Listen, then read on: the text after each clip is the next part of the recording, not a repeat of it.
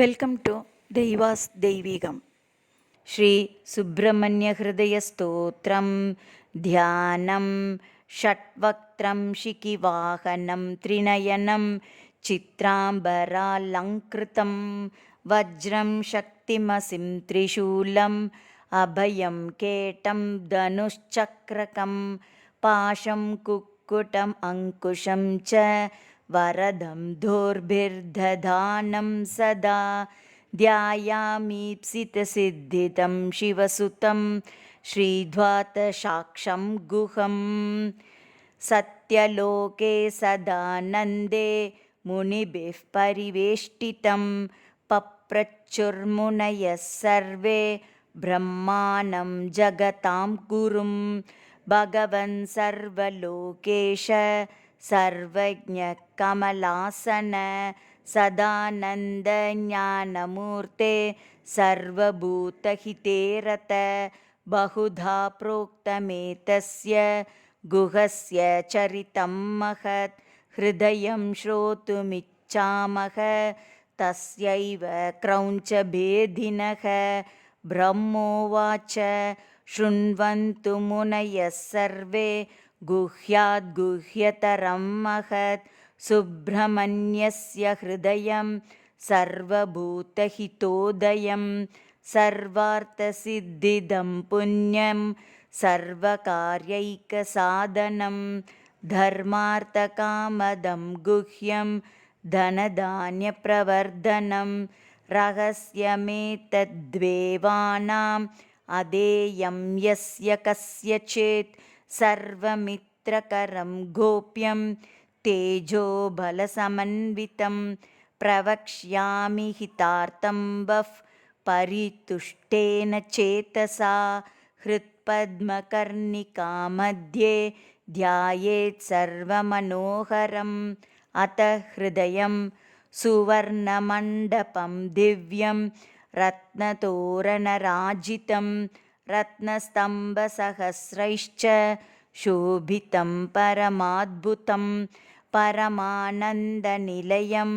भास्वत्सूर्यसमप्रभं देवदानवगन्धर्व गरुडैर्यक्षकिन्नरैः सेवार्थमागधैः सिद्धैः साध्यैरत्युषितं सदा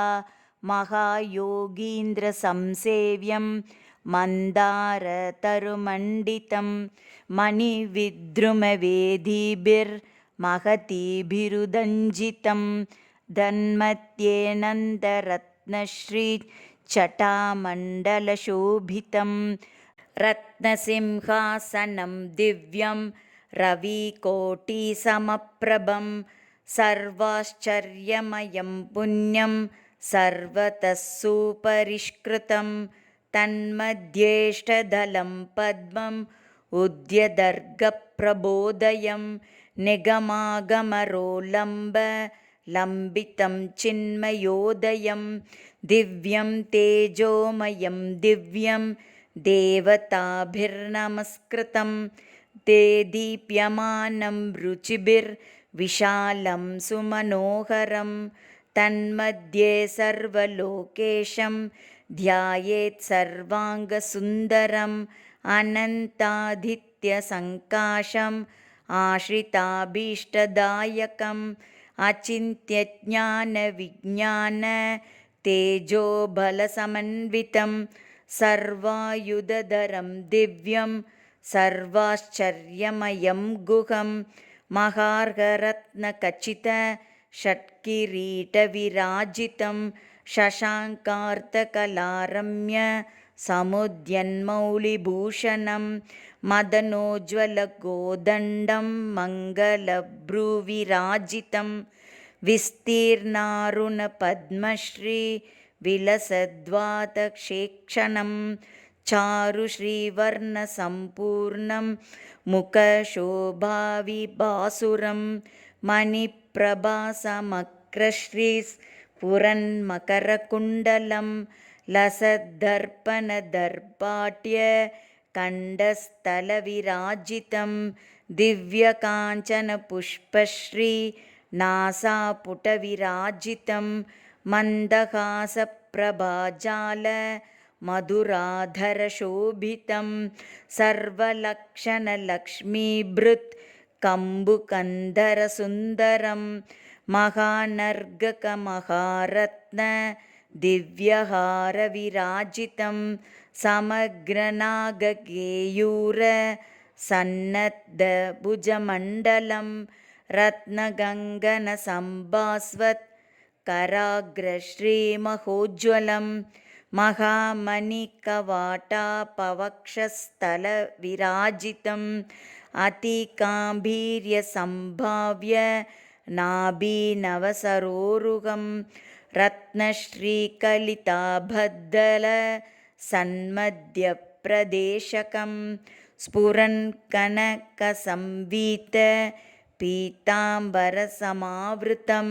शृङ्गाररससम्पूर्ण रत्नस्तम्भोपमोरुकं स्वर्णकाहलरोचिष्णु जङ्गायुगलमण्डलं रत्नमञ्जीरसन्नद्ध रमणीयपदाम्बुजं भक्ताभीष्टप्रदं देवं ब्रह्मविष्ण्वादिसंस्तुतं कटाक्षैः करुणादक्षैस्तोषयन्तं जगत्पतिं चिदानन्दज्ञानमूर्तिं सर्वलोकप्रियङ्करं शङ्करस्यात्मजं देवं ध्यायेच्चरवणोद्भवम् अनन्तादित्यचन्द्राग्नि तेजःसम्पूर्णविग्रहं सर्वलोकैकवरदं सर्वविद्यार्थतत्त्वकं सर्वेश्वरं सर्वविभुं सर्वभूतहिते रतं एवं ध्यात्वा तु हृदयं षण्मुखस्य महात्मनः सर्वान् कामान् अवाप्नोति सम्यक् ज्ञानं च विन्दति शुचौ देशे समासीनः शुद्धात्मा चरिताह्निकः प्राङ्मुखो यतचित्तश्च जभेद्धृतयमुत्तमं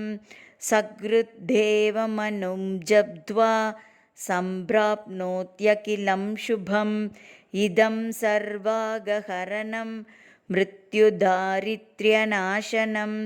सर्वसम्पत्करं पुण्यं सर्वरोगनिवारणं सर्वकामकरं दिव्यं सर्वाभीष्टप्रदायकं प्रजाकरं राज्यकरं भाग्यदं बहुपुण्यदं गुह्याद्गुह्यतरं भूयो